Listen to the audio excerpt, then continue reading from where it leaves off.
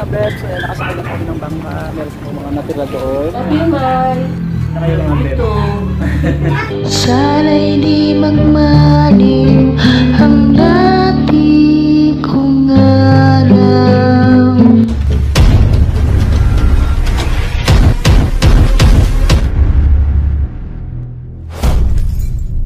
Hello po mga bebs, good morning po. So bali nandito kami ngayon sa dagat, sa pier. Ito yung pier ng Gumahang mga beb.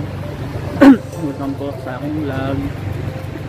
Kung makikita nyo po, nandito kami ngayon sa Pantalan. Pantalan po ang tawag namin dito, pier kumbaga. Nag-aantay po kami ng bangka na sasakyan namin. Ayun po yung bangka na sasakyan namin. Ito, yung bangka na sasakyan namin puntang Aroroy. So biyahe kami ng dagat papuntang Aroroy. Ito yung mga kasama ko. Yung isa po dyan kasama ko, yung iba hindi ko po kilala. Taga-rito din po sa amin dito sa probinsya namin sa Gumahang. So lahat po yan ay nag-aabang sasakay sa bangka.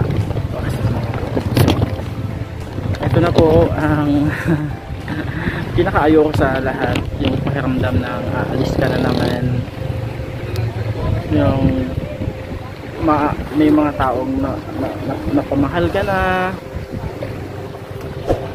na-attach ka na masyado sa kanila, tapos aalis ka na naman, hindi ka na naman alam kung kailan kayo magsasama sa kanila. At ganoon talaga ang buhay, ang reality ng buhay.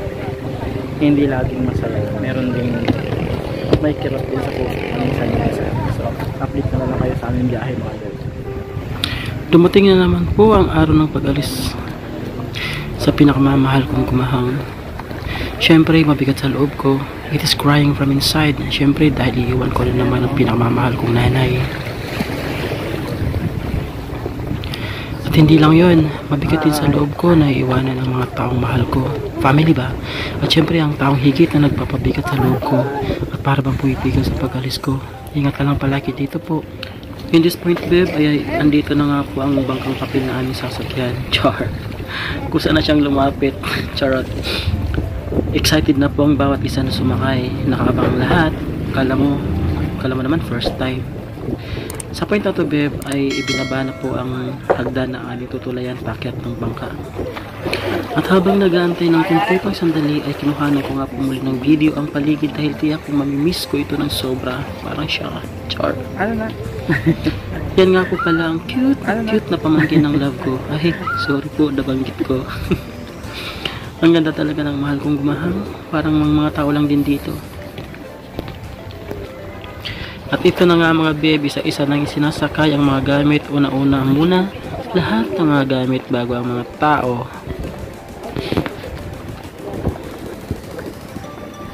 At biniro ko pa nga po ang isa ko pang ate dyan na isama na siya sa bodega para di mabasa.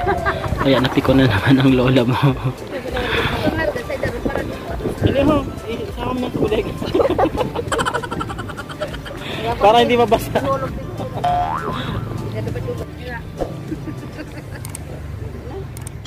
Sam, what can you say now? We're going. Yeah, what can you say now?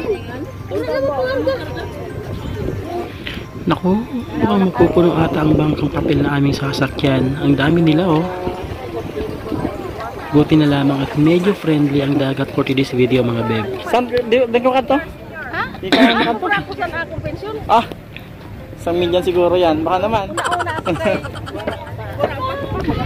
Yan na nga po pala ang mga nagbabaitan at nagagandahan at nagagapuhan kong mga kaprobinsya mga beb. So ayun na po mga beb. Dito na po tayo. Sasakay na po tayo. Marami na po pasahero. Salamat. Pansin nyo ang mga mata ko dyan beb, parang mugto no? Kasi di ako gaano nakatulog ng maayos kagabi. Naiisip ko kasi siya. Char. Siyempre aalis na naman ulit ako. Iwanan ko na naman siya. Meow.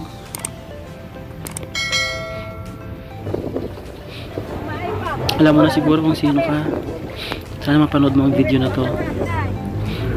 Dahil umiiyak ang puso ko habang iniisip ka, napalis na ako dito. Charot.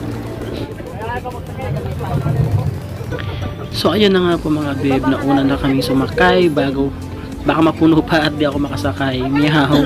Una-una lang yan.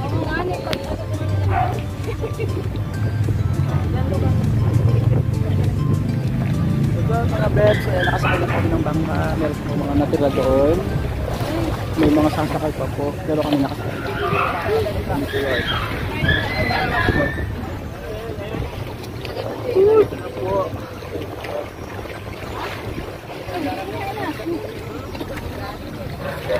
Babe, sa part na to, dumaan nga po muna kami sa bahay ng nanay ko para magpaalam. Hi, Poppy. Hi, moringis na bata. So, today po ay uuwi na kami sa Manila at maiiwan na naman po si Mother Earth kasama si Father Earth. May pang-alis namin at may mga wangbaka sa kabila. What's up mga beb? So ito na naman po tayo sa ganitong pakiramdam. Ang feeling na aalis.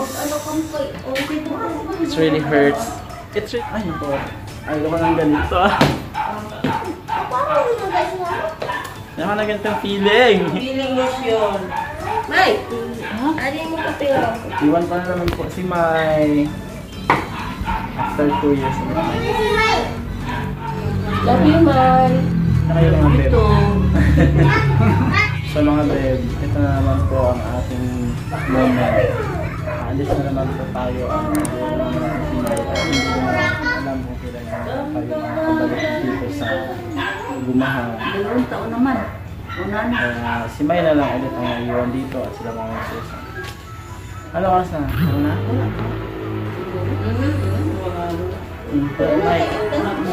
Sana'y di magmaliw ang dati kong araw. Pili ka magsiko na. So ito na po babe, ito na ang oras na ihahakbang na namin ang aming mga paa palabas ng bahay na to. Nagsakit. Paalam Gumahang, see you again after 2 years. Mamimiss kita, mamimiss ko ang mga tao dito, lalo ng pamilya ko. At syempre, ang pinakamamahal ko. Maraming salamat sa panonood ng video na to mga beb. Total, nandito ka na rin lang naman. Mag-subscribe ka na at mag-like. At i-share mo na din to. Salamat po. I love you, babe. Mwah.